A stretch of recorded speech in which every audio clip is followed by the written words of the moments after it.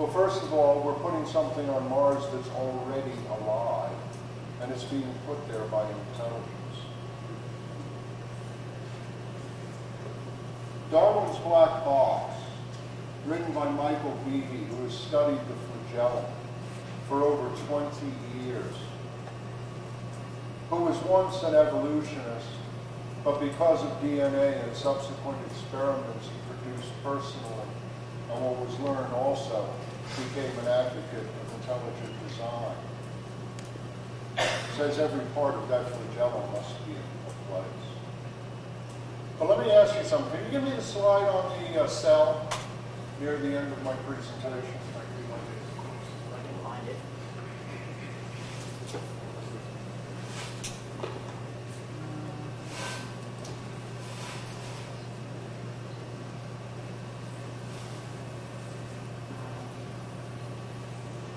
Darwin said, we may feel sure that any variation in the least degree injurious or not contributing to survival would be rigidly destroyed. This preservation of favorable variation, the rejection of injurious variations, I call natural selection. I haven't found the cell yet. But that's all right. I mean, stay up to look hard. Cells are very small. Pretty complex. How does something evolve in slow steps, something like the eye? Let's say the eye suddenly appeared in an animal that had none. It would either be invisible to natural selection or it would be rigidly destroyed, according to the theory. Why? Because it's contributing nothing to the survival of the life form. Because you need an optic nerve that connects it properly to the brain, interprets light signals into electronic impulses that can be interpreted by information that already exists in the brain. Small steps. Well, let's take a small step. The mitochondria hasn't formed yet. The cell has no energy. The centroles haven't formed yet. The cell can't divide. The DNA hasn't formed yet. The cell can't do anything. If I pulled all the programs out of that computer, as wonderful it is and all the capability that it has, it's nothing but a paperweight. It needs information.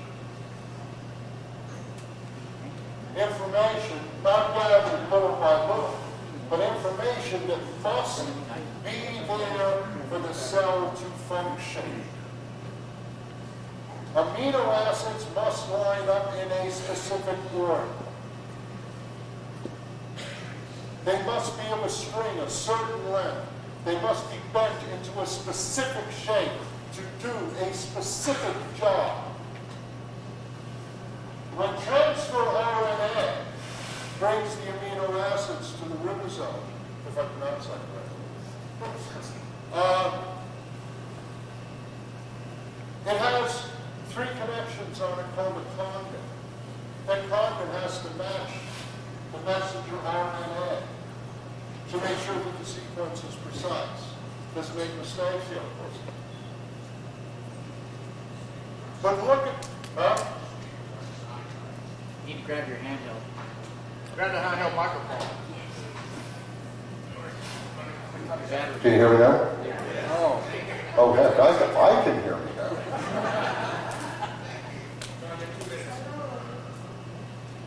That information is essential. It must exist before the cell can do anything.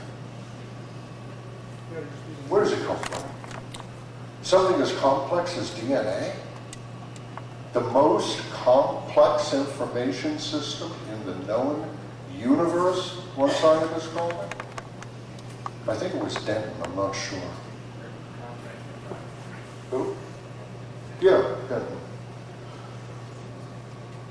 So let me keep that in mind. You know, what part of that cell? You do away with any part of that cell, and that cell does not live. It could not possibly have happened by process, one step at a time. Wait a minute. Yeah, going back to the cell, the membrane alone gives me nightmares. But there was a book by Luther Sunderland called Darwin's Enigma, Ebbing the Tide of Naturalism. He talked to 5 evolutionists concerning the fossil record. And he had a comment by Dr. Colin Patterson. Now, Dr. Colin Patterson is a senior paleontologist at the largest, at the British Museum of Natural History, which houses the most fossils of any museum. He wrote a book on evolution. Listen to this quote. This speaks volumes.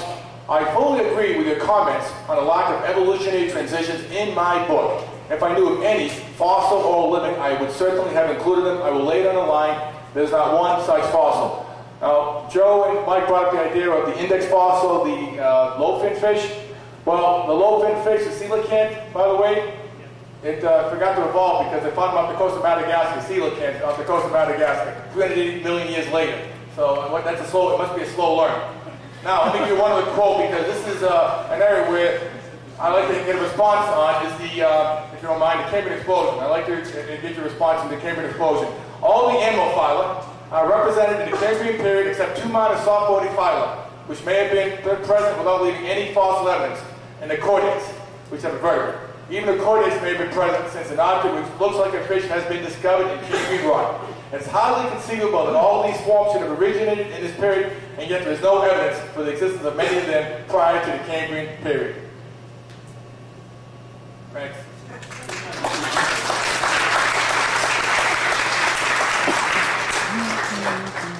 We're going to have a 40-minute question and answer time. You can ask your question to a specific side.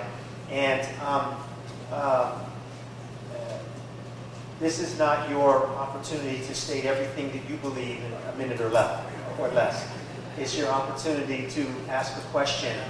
And if you are going on and on, let me just tell you now, I will take the mic from you in a very gentle, kind way. But I will snatch it, okay? So I just want that to be understood so that we can move along. We have 40 minutes for questions and answers, and we want to kind of keep it at that, okay? So, yes, sir. I actually have 2 questions, one for this group. I can't remember if you quoted any authorities at all. Did you? No, I don't believe we did. Okay. No, that's all. That's fine. No authorities, argument from authority.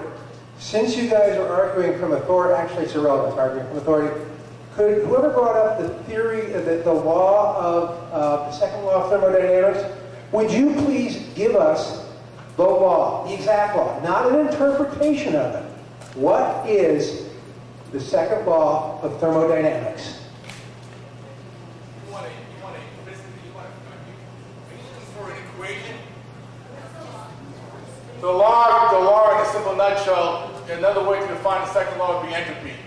Okay? The idea of entropy is when things over time deteriorate, decay, fall apart. That's really essentially the simple way to put the second law of thermodynamics. The second law of thermodynamics basically says that things will eventually wind down. Matter of fact, like the universe. You agree the universe is full of stars and those stars are running out of energy. And at some point in time, all these stars will eventually just run out of energy. And then you'll have like a heat death. There's no more usable work. If you take a look at a battery, the battery runs out of energy, it has to be charged. It requires more energy to charge it than you will ever get out of it. There is loss, always loss. Any machine has loss. There is no such thing as perpetual motion. There is no machine that does not have loss through friction or some other system. Therefore, everything is always going down. I think I can respond to that for you. The second law of thermodynamics, as stated academically, starts with 4 very specific words. And those words are, in any closed system. So you can find a quote by John Ross, who I'm unfamiliar with, by the way. And I can state very clearly and correctly when I say that he is simply wrong. to state that the second law of thermodynamics applies to open systems. What it actually says is that in any closed system, the amount of usable energy decreases. So as energy is transferred over time through various forms, the amount that you can